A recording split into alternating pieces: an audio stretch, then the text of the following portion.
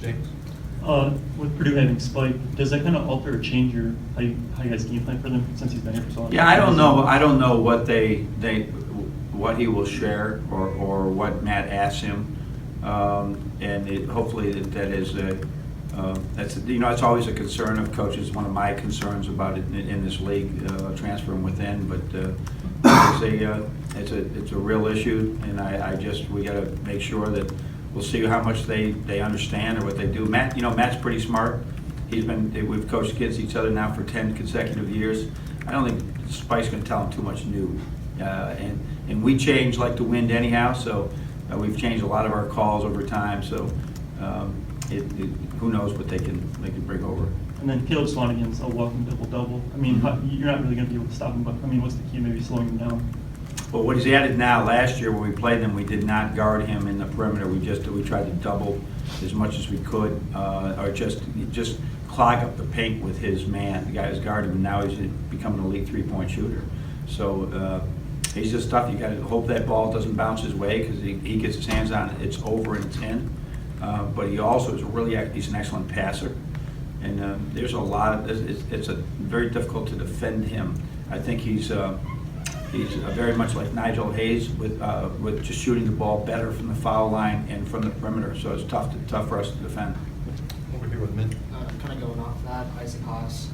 What challenge do you think he's going to pose? He's just, what they do a great job is it's 4 out, 1 in motion, and you front him on one side, and it's another area code to get around to get to the top side of him. I mean, he just does a great job of sealing. He gets easy baskets that you can't stop. Last year, he took Mo Wagner and just Mo would be on one side and Mo would never see the other side.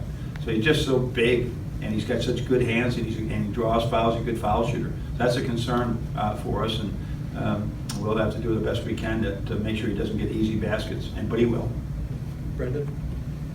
And on Swanigan, last year here at least it was Zach on it. Mm-hmm. I'm curious. I mean, you have the 2 bigs in there, obviously, but would that even be considered again? Well, they play. They don't play as much that way with the 2 of them. It's only about 13 minutes a game that both of them are at the same time. So when he's the 5-man, we'll play him as a 5-man. When he's a 4-man, between DJ, Zach, Duncan, they'll have to find ways to guard him when they get the 2 in at the same time. And their 3-point shooting, I mean, all the attention is to collapse down, but No. taking that extra step out on the perimeter. No, they're leading us with in the league 3-pointers made per game. They're right with us, 10 a game, 9 point something a game.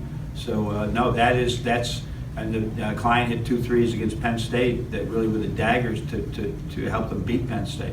Now they're very much, maybe more so than ever, about having that balance now of having. They've usually had 1 or 2 shooters you had to get.